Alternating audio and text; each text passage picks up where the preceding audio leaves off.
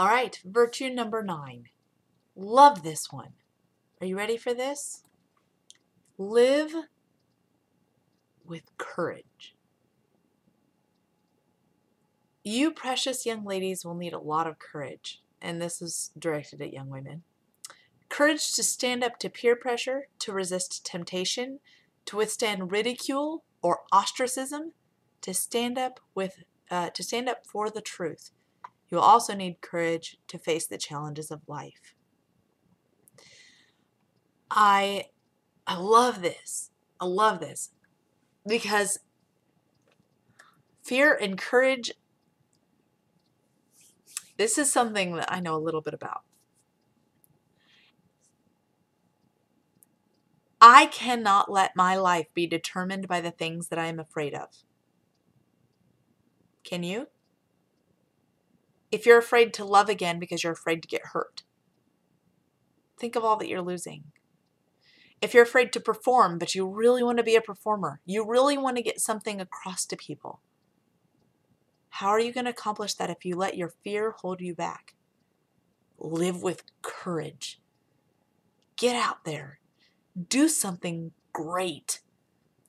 Let yourself fall. Let yourself be hurt. Let your heart be broken. Why? Because something greater is always around the corner. You don't drive up a windy mountain path to get halfway up and turn back around just so you can be in danger of driving down. No, you keep going. You keep going till you reach the peak. Why? Because at the peak, you've accomplished something. Keep going. Live with courage. Imagine if Einstein had been too shy to share. Imagine if Mozart had been too scared that his music wouldn't go anywhere. And we lived this entire life without anything of Mozart's, Beethoven's, Tchaikovsky, etc., etc., etc. Chopin, Debussy, etc. Okay, that was my etc. And there's more etc. on top of that. Imagine that we lived without brilliant minds like Bill Gates and oh gosh, I'm drawing a blank right now, but you get my gist. These people had the courage to fail. They had the courage to fail. When you accept the courage to fail, you will feel the freedom that's necessary to continue on till you no longer fail. It's okay to mess up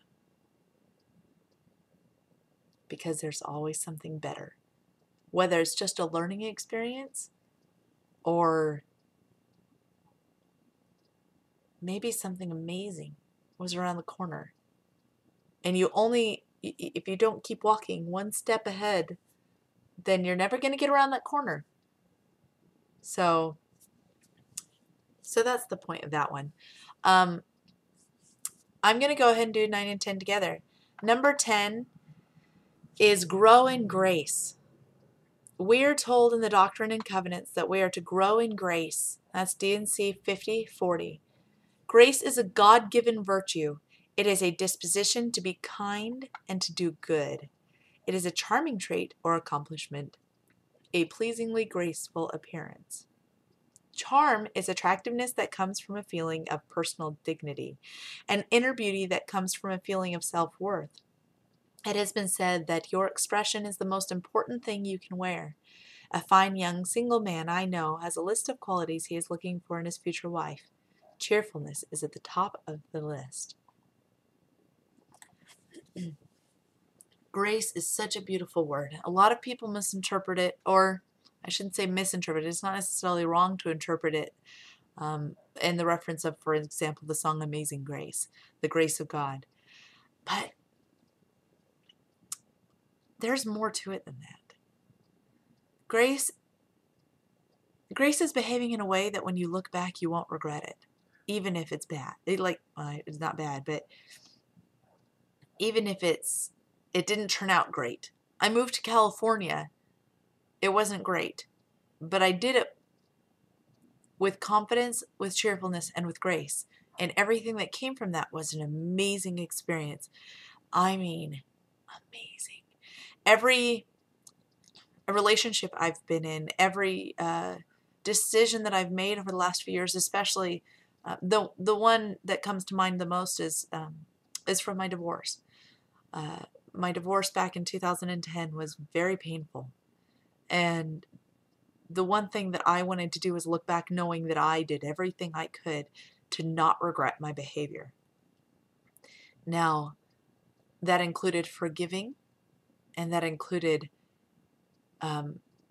not being mean. I think a lot of people think that they can forgive and still say bad things about their exes. Doesn't really work that way. I learned to let go where it was necessary. I liked what he said about, let me quote it again, this part that says, charm is attractiveness that comes from a feeling of personal dignity, and inner beauty that comes from a feeling of self-worth. Self-worth. How many people have you met who are beautiful and you haven't even seen their face? You haven't even really looked at their face to see if there was anything attractive about it, but it was so full of confidence, of grace, of love, and cheerfulness. It didn't matter what they looked like. Their countenance showed their true appearance, their grace.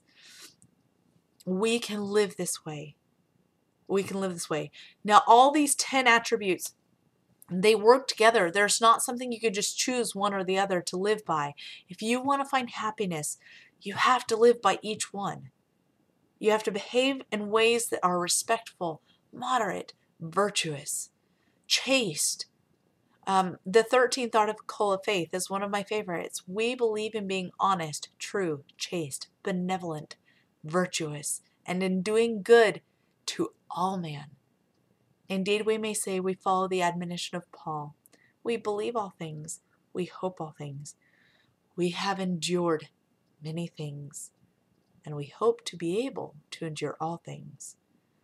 If there is anything virtuous, lovely, of good report, or praiseworthy, we seek after these things. That is what we believe as Mormons, as members of the Church of Jesus Christ of Latter-day Saints. But you don't have to be a member to believe these things. You don't have to be a member to live seeking out praiseworthy things, to live with virtue and benevolence, with chastity, with honor, hoping to endure all things. What a blessing it is to have that as your foundation, a foundation with Christ, with just goodness, just being good, just wanting to be happy. We got this, okay? You got this. You can be happy. We can all be happy. This is a really long way of learning that from these 10 virtues, but you guys have been wonderful. I've loved your comments and your thoughts about everything that I've said. I'm so grateful to be a part of your lives and to have anything to do with you guys, and I hope that you have a wonderful day. Bye.